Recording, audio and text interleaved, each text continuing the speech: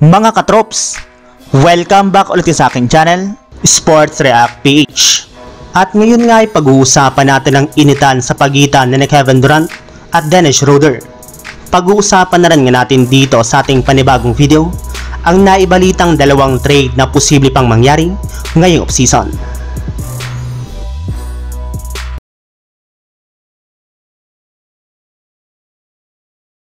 Mismong si Dennis Schroeder na nga po mga katrops ang nagsabi noon sa harap ng media na hanggang entertainment lang naman nga po ang naibibigay ng Team USA.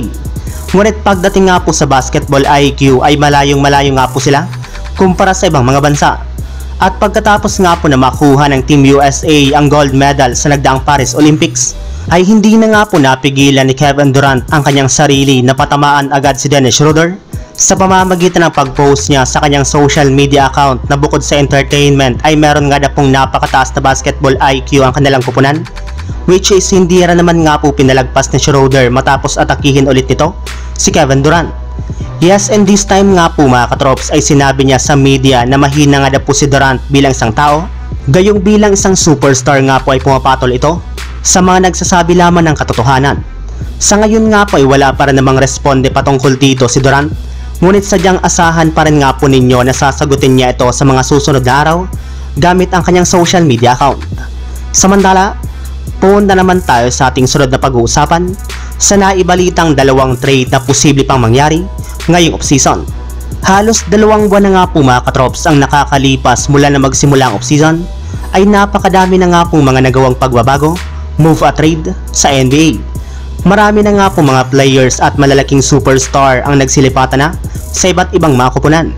At para nga po sa mga hindi dyan nakakaalam, meron pa nga pong natitira ngayong 2 pang buwan bago magsimula ang 2024 to 2025 NBA regular season, kaya meron pa nga pong sapat na panahon ang mga teams para makapagsagawa ng move at ilang malalakihang trade.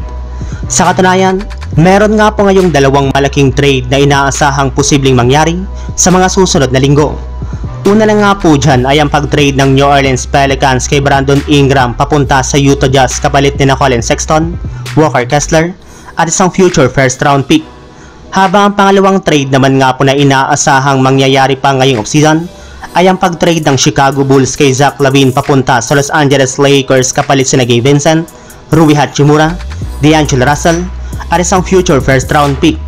Pero kung kayo nga po mga katrops ang tatanungin anong trade nga bang hinihintay pa ninyo na mangyari sa NBA sa mga susunod na linggo, i-comment nyo lamang sa baba ang inyong opinion at babasahin natin yan isa-isa. So yun lang mga katrops, ang handog kong story ngayong araw.